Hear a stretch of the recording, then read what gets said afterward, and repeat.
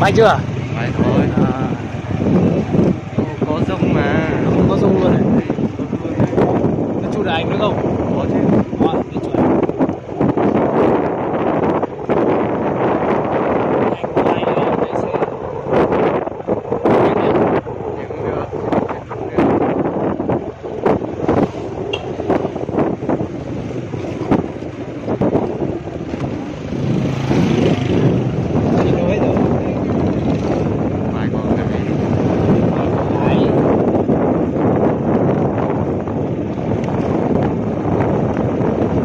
Ai xinh thế? Đi đâu rồi? Thôi. Hay là anh quay, em đi cùng nói chuyện nhỉ? Không, mấy con này vui lắm, không nói chuyện là chán rồi. Đi. Em đi từ từ thôi để anh đi qua đấy.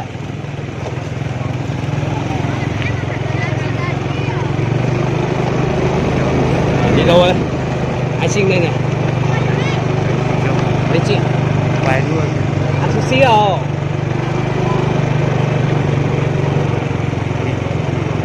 Đâu? Hôm mình có chơi quay được chơi rồi. Chào mọi người. Thôi chào gái xinh này.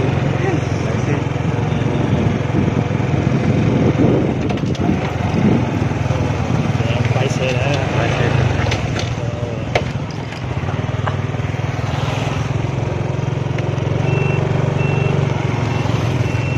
Chết chà. Con gái xinh kìa. Nó từng một nó bé luôn à? Nó chỉ ta là một gì phải nó cũng nói đấy rồi. Ô, gái xinh kìa. Xinh quá nó phá nè. Ôi, chị Thôn nè. Thôn nè. Ôi dồi. Trời ơi. Ôi dồi, cho gái xinh đây này.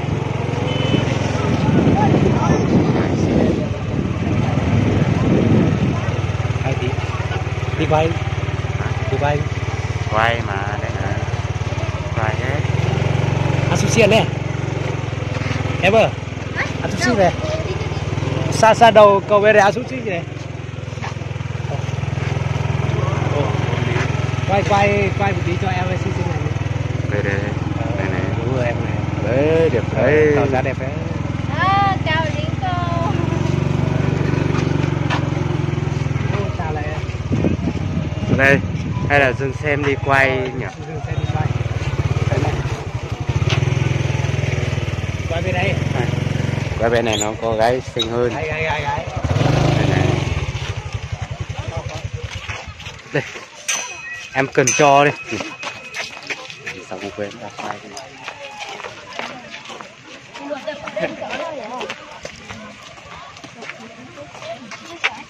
Cái đây à? Đây này, quay cái này mới đẹp. Thế à? Ủa. Cái mùa, cái lúc bé huy chà. Nó to lên đi. Nó to lên. Chị Hà Lia với Hà Lia lộ. Ôi, quay cho sao? Đây, cái gì này đó. Hay là anh quay cho. Anh quay đi, đấy. Đấy, anh quay cho. Đấy, được chưa? Rồi. Nó phải con luôn. Tao ngủ đây. Được rồi đấy. Anh đi quay con này gì nữa. Quái gì nè? Quay gì chứ mà. Quay bên chị thích. Quái mà. Đấy, đi.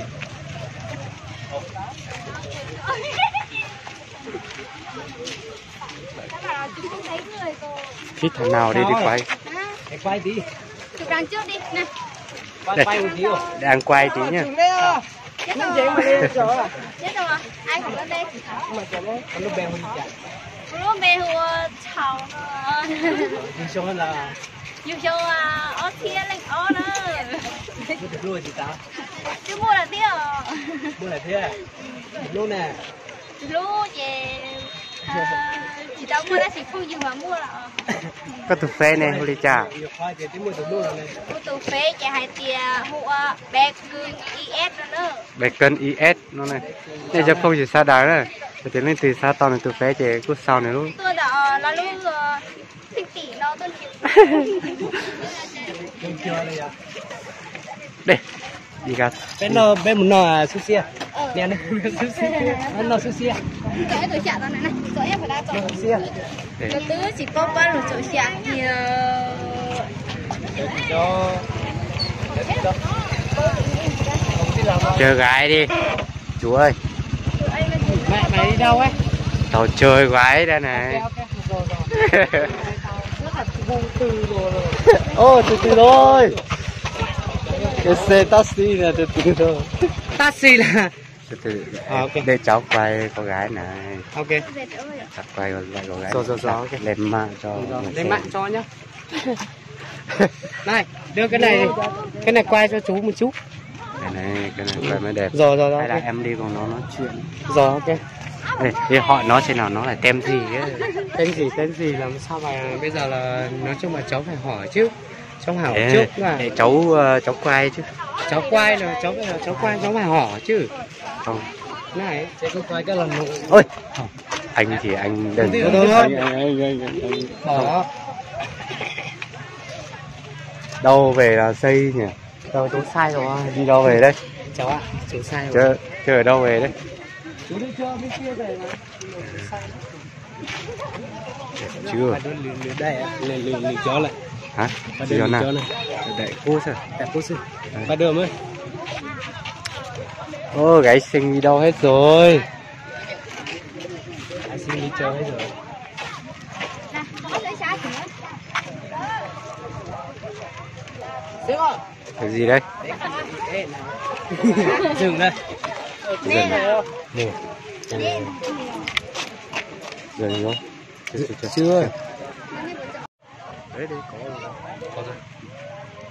ôi dừng chưa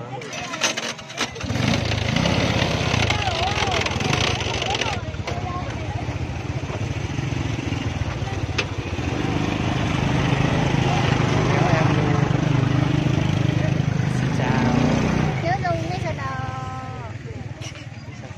đó. cái lúc bé hồi giờ nó Lúc bé hồi sau xịn nhau. lo mới từ lúa gì tao à Tôi chỉ tao mua không nhiều là xưa.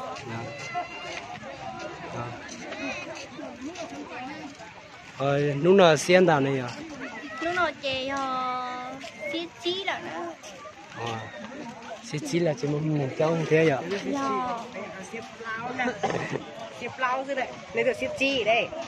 à Tôi biết rồi xả nữa, nên tôi chỉ tao bao củ chè tôi nào nó biết rồi xả. ôi cháu nè Tôi chơi cái lực nhớ chè. Cái lực chỉ nhớ chè chỉ nhớ bạn là giờ bây giờ không có bị nè mà bị mà. cho Đường cao như là cũng thật là có tiền anh ấy cái thợ như là thấy cũng thịt kẻ. Dân nhớ chờ cho đứa sẽ được cái nào cho nên mình có tôi nên ai chú dùng cao Đúng rồi, chở cho của. tiêm bạ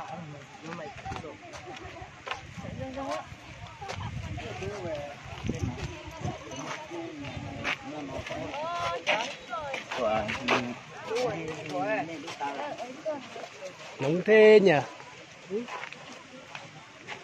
tôi bây giờ đó Cái chính ra con cho lúc mạnh ra, con sau lúc mạnh ra chỉ dẫn dạng mà. Chỗ đi cô chỉ lấy. Con sợ gì nó gì chính ra con chó máy tủ đi nó chỉ được dẫn dạng. Úp được không mình gì? Đấy, đúng rồi đấy, đúng là như thế đấy. Chưa? chưa thế mình thì không dầm gì nó sushi là Phải quay luôn để em quay cho. đi Muốn thì Quay đi được 1 phút. đi đi trước đi. Đưa đang chụp ảnh một tí. Đây, để anh chụp cho. Mà Cháu hay không đi?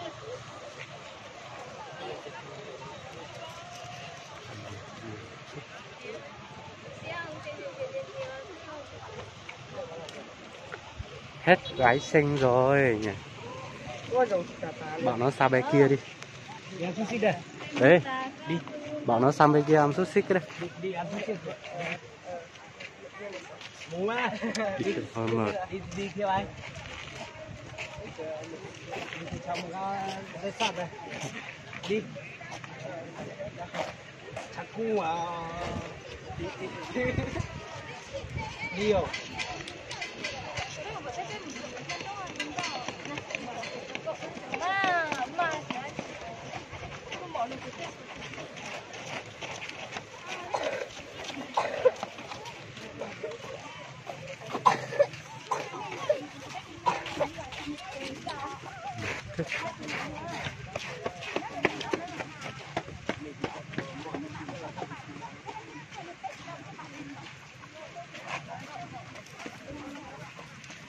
Ăn xúc xích rồi. Cho mình uống nước gì này. Đi. Đi. Nó mà mới tủ nó sợ. Nó sợ. Không ai đâu, không chơi đâu. Chấm đi. Chấm này.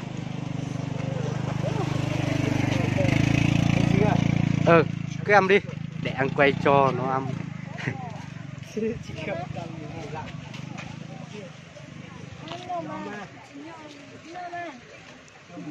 Anh chuột. Mờ không mờ nó phải.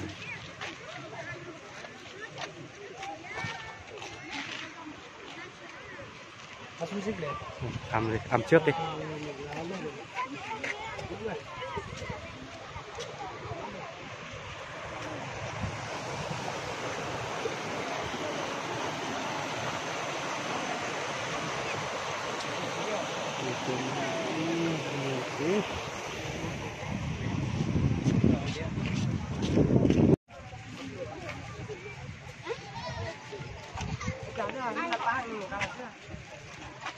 Chẳng mày mơ.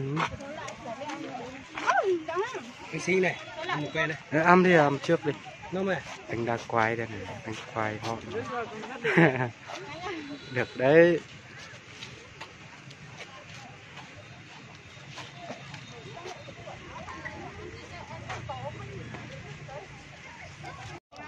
Rồi. Anh ném nước đi nha. Ôi giời.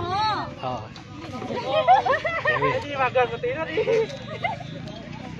Sợ quá tránh xa xa ra đấy. Em chuột à. Em chuột đi.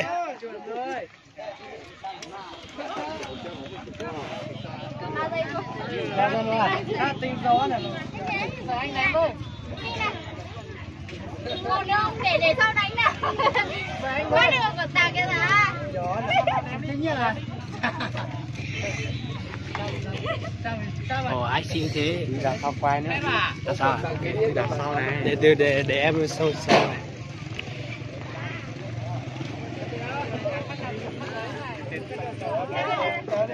Đây mẹ tao rồi. Tôi hơi cố tôi chỉ cho tôi hơi chiến à.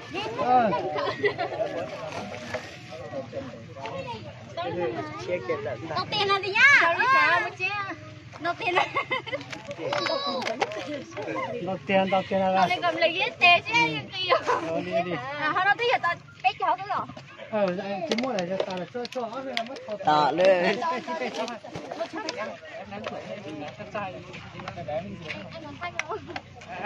Anh khách. Nào có thể nhiều không? Hả? Nào mà có thể nhiều. Ok. Tôi cho không tao cho mua thôi. Không, cái gì phải đánh cái này nữa. Lúc đánh từ này đánh từ đây đó. Có cả cái xinh luôn rồi lá kilo. Xinh không mà. Anh đảo thôi nhá. Người ta phải trả tiền chứ mà đánh cơ. Anh có chạy được đâu, ở đây nhiều ngày nay anh cũng không chạy được cái này. Anh có trả tiền cho em đi mà đấy là người ta là phải như thế, phải trả tiền người ta mới cho mình đánh cơ. Dạ, nhưng mà em cứ đánh đi. Anh cứ trả tiền cho đã. Trả tiền cho em đi. Bao nhiêu tiền nhờ? Ở đâu quán đâu nhỉ? 5.000 đây. Hả? 10.000. 10.000 rồi. Ok. Nhưng mà em đánh không trúng là em giả đấy. Như vậy anh đổi em giả trước đúng không? Còn nếu mà em đánh không trúng là anh với em về nhà luôn nhá. Đi vào. Đó. Đây còn những chiếc đó. Thế là xin cái là không yêu luôn. Anh cũng chúc mừng, anh cũng động viên và em mà phản đánh. Nhưng mà anh bảo là đánh lô nào đã? Thế để anh đặt đây, cho nó em. này luôn.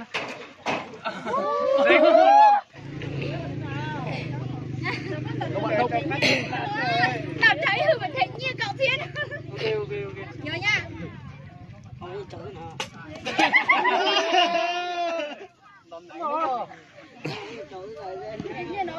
Cho mình chén nước nhỉ anh nhỉ? Anh ơi em đi chai nước uống. Bao nữa. Bao nữa. Hết vị rồi.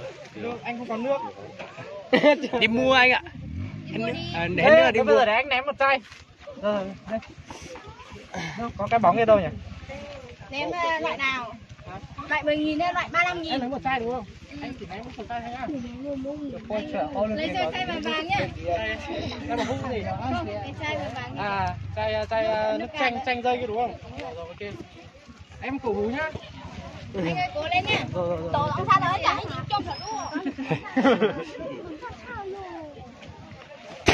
Ấy là sắp Chưa chưa tôi anh ơi.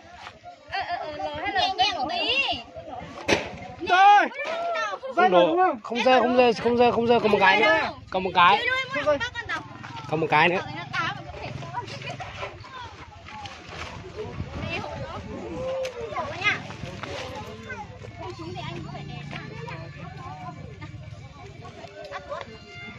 Tôi lên bảo tôi lên. 2 cái rồi đúng không? Bật cánh. Bật cánh. Cái này cái thứ 3 tin mà gì? Nào, chúc mừng em. Chúc mừng em may mắn. Đây đây ra đặt.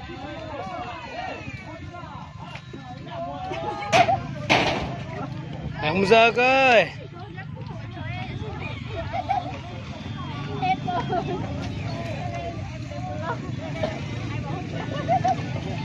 Ôi nhờ, mình lấy chai kia mà.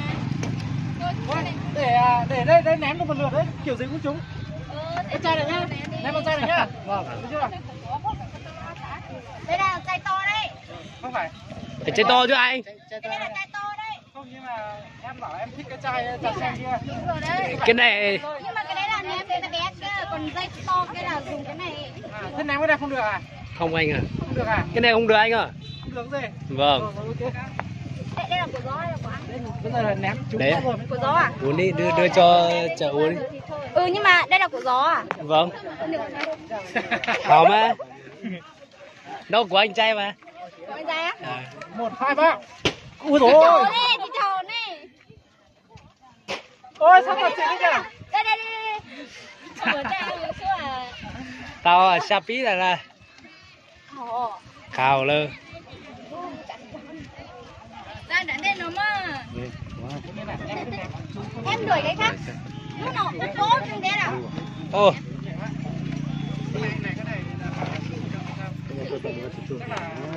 Anh Ném đi. anh chơi lớn đi, cái ở trên ấy. Chơi lờ đi. Chơi lớn đi. Sáng nay chơi rồi. Chơi lớn nhá. Một lần Chơi lớn nha. Ok, chơi lỡ 60.000. Chơi lỡ 60.000. Thôi, chậm đi. À. Tổng đảo lúc cuối cùng nào nghĩa là sao? Kỳ công làm tao con mà. Anh cứ có nước thì cứ đem cho em hết đi. Còn anh chơi thì chơi. Chưa à. Đây, đưa ra anh chơi lớn cho xem này. Chơi lớn nha anh. Mấy cái. Anh ơi, anh chơi mấy cái? 2 cái à? 120 hay là 30.000, 35 ấy? Chúng ta 35, chúng ta bao nhiêu? 35, 60. Ok. Chơi hết. Ô, nắm.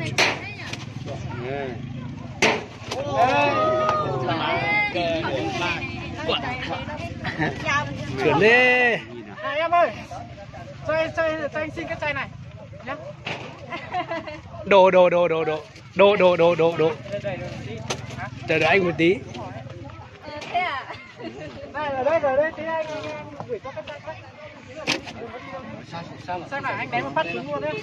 Anh ném này. Ô lễ hộ ném nước này. Mày nhá. Rồi, cho mình về. Cho lo nhỉ. Thay lon nước mới đi anh. Ném thêm một phát đó. Thêm một phát nữa. Rồi đây. Một phát nữa nào. Chấm qua hôn này. Chấm hôn tạt. Có sao lấy tự nhiên đó. Anh ném nữa anh ơi. Sao mình nhìn đây? Đây đúng không? Rồi. Đây là bê hết luôn. Vâng. Một trai. Một giây. Có. 180. 180. Thôi mang về Hà Giang uống thôi. Vâng, 180 anh ơi. Đúng rồi. Để cho em hết. Chúc mừng năm mới. Đấy, của em hết nha. Năm mới xinh đẹp và kiếm được nhiều người yêu đẹp trai. Rồi, chúc mừng năm mới. Anh à. Đưa cho anh này. Kiểu gì mai sẽ Anh ơi. Anh ơi. Anh chỉ muốn kiếm em thôi, còn không kiếm người khác đâu. Chỉ mới chết trời. Rồi, nóng quá rồi. Bác cái này về nhà đi. Tôi sợ nóng cái. Có cần anh Ồ, hôm nay được quà nhiều thế em. Quà nhiều chứ. Chúc mừng nhá. Không phải đứa nào nhỉ? Cái này nó nhận nhầm người á. Đâu nhỉ? Thằng em ở đấy đâu nhỉ? Đấy trả lại. Chỗ đi mất rồi. Chỗ đi mất rồi kìa, đã đứng ngoài. Em uống nước ngoài. Em cài rủ luôn à? Nè. Sao bên này? Nhá. Sao bên này này? Đâu Em này. Tuổi. Nè tuổi. Ồ, phụ ta lao tới chợ hư lần mới như đã đây. Cho hư này. Mua. Có hạt lâu rồi. Cái này được. Tao má, nem mới nhẹ mà. Mua mang đi thành nhiệt đã đây. Hay gì không tao? Của em mà. Em không tao nè. Thì em trả hết rồi còn gì nữa. Em không tao nhẹ nè. Cho chậu mà. Em chỉ mà đi già này được. Hả? Gửi tao mà. Đi nào bây giờ? Em chưa. Bao giờ gửi tối về em. À, thế gì được.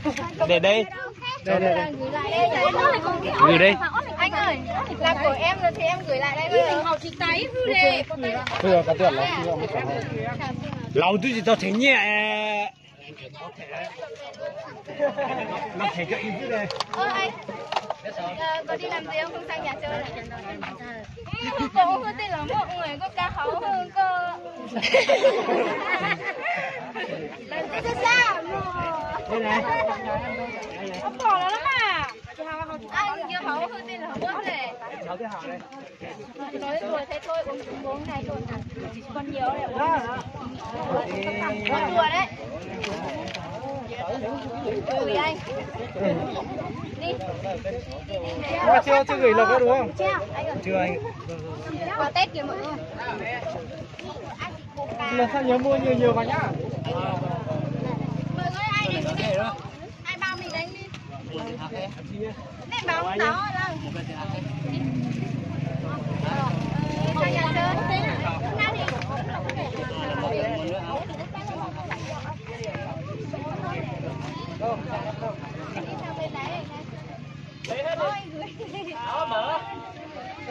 Em bê rồi mà. Đi tuổi ta Phật sao? Ôi, không nghĩ này. Bây giờ chia về nhà.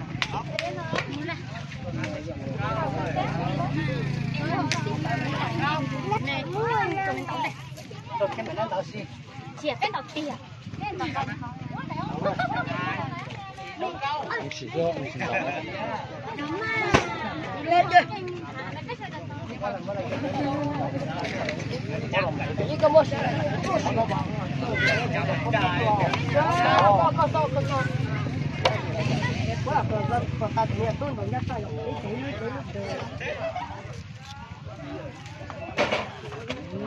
Chẳng có tuấn như là bà tẩu luôn. Là xí luôn em mua. Chỉ mà bông mà cho tuấn như đâu mà. Anh là lao khiêu, thì để lao xí đó.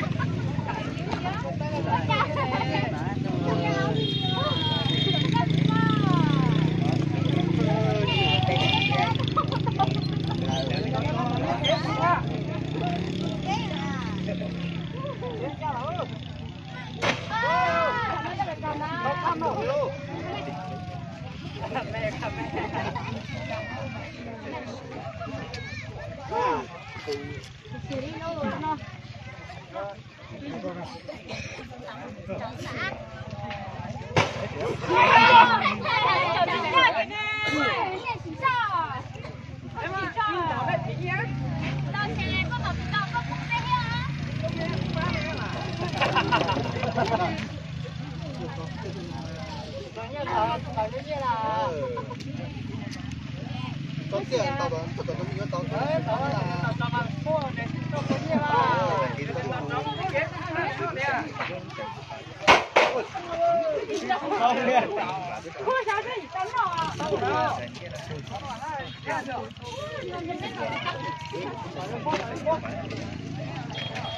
nên đó gia đình của ta có gia đình Đen, nên chỉ là thế à? Bây giờ đi chơi gì? Bây giờ tao các bạn chỉ đừng chạy